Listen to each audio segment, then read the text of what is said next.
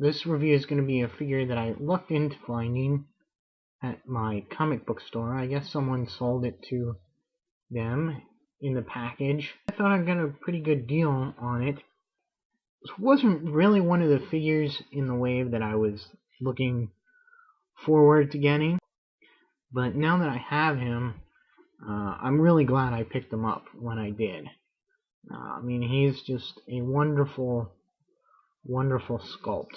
And now he's not without his little problems, I will say, but overall he's a great figure. He's got a great, nice bat head. I mean, I love this. Nice posability, side to side, up and down. I could have done with a little more up and down movement. Of course, you're gonna be a bat. You're gonna need these very large ears. Kind of beautiful and horrific at the same time, if you know what I mean. He's got this nice line of fur over his back. These beautiful translucent wings and a quite impressive wingspan.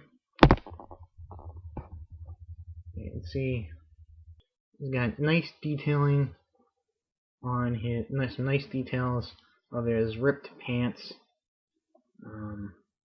Carries on to the back on both legs.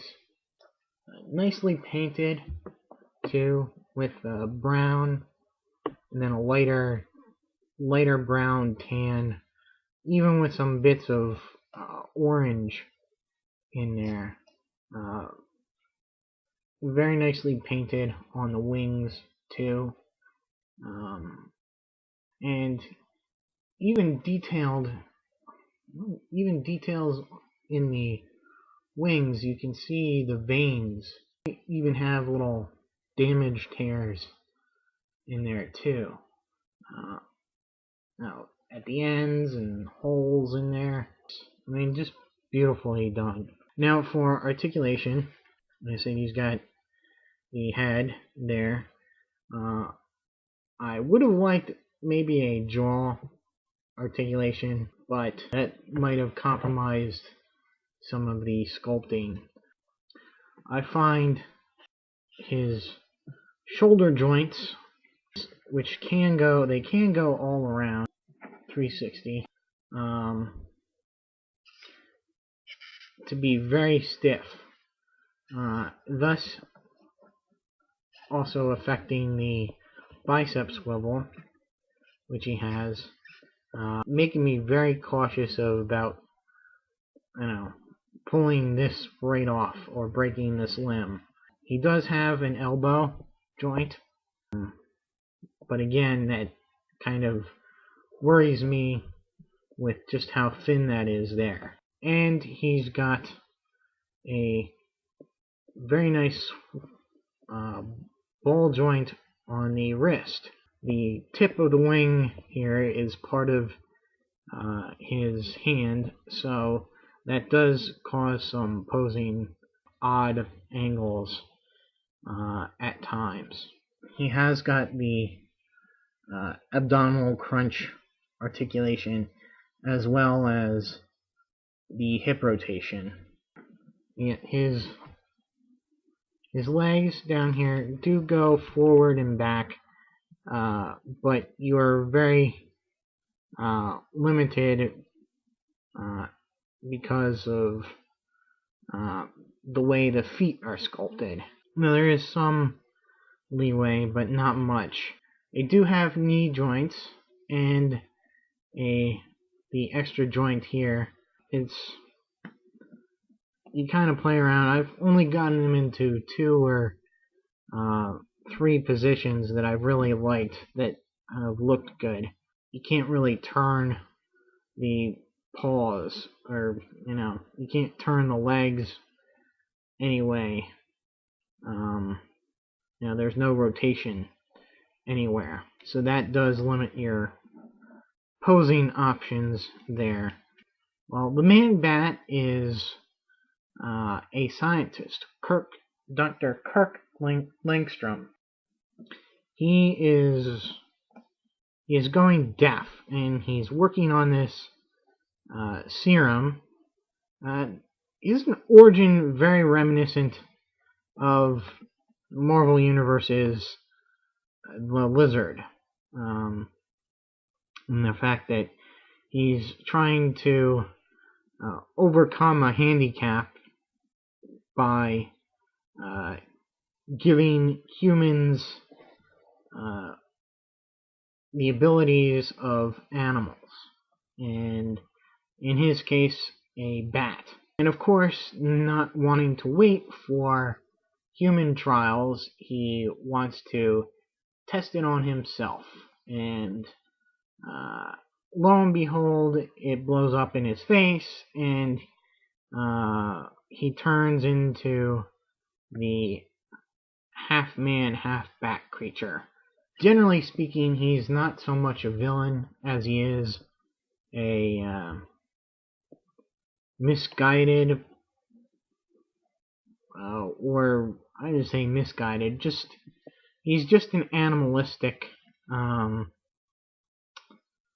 mentality. You know, it's not neither good nor bad. He's just trying to do what it takes to survive. And for the most part, that just means scaring people. Is his worst thing. I believe sometimes he always has some sort of rudimentary memory when he first turns into the Man-Bat. So I think he may have kidnapped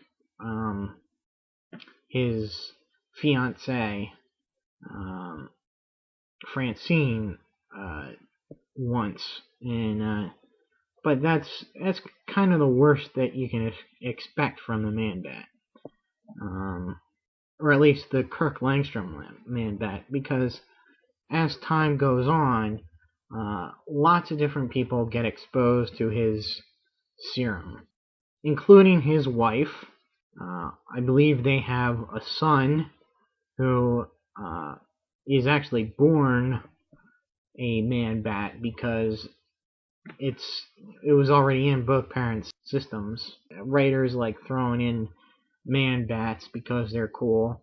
Roulette used the serum to create Man-Bats in her story with the JSA. Grant Morrison had Ra's al Ghul make an army of ninja Man-Bats. Because what's cooler than ninjas? Ninjas who are half man, half bats. Yeah, I don't know. That was one of the things that was a head scratcher with me. Most recently, his transformations have allowed him to retain all his human intellect, and I believe that's true of his wife too. They remain as cognizant as any person. They just transform into their bat-like form. They do pop up from time to time in the Batman series and in the DC universe all over. And like I said, just because you see a Man-Bat in the DC universe doesn't exactly mean that it's Kirk Langtrom, because other people have used his formula to create other Man-Bats. To me, there will only be one Man-Bat, Kirk Langtrom, and is very much a werewolf, Jekyll and Hyde type of story to tell with the character. I guess that'll be it for Man-Bat, and if I can find Beast Boy, I think I will have completed all the figures that I want from Wave 10. So, here's hoping. Until my next review, see ya.